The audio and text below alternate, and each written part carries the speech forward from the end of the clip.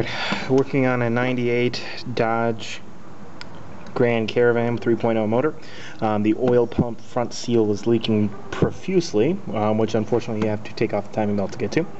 At this point, as you can see, I have access to the timing belt. It was not easy to do, unfortunately. Had to take off the motor mount that goes across here.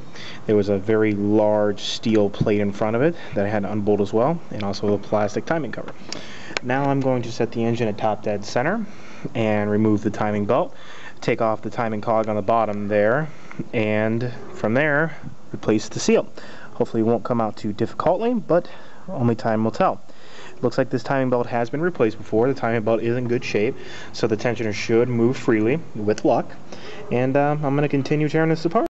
Okay, I've got the timing belt reinstalled. I replaced the crank seal down at the bottom, got the engine correctly timed, which was a pain in the butt to do, and dual overhead cams are usually annoying. Correction, this is a single overhead cam, one cam per cylinder head, but every time I try to tension it, that back camshaft would jump one tooth, cause it to jump time. So I'm going to start reassembling the side of it, and we'll see how everything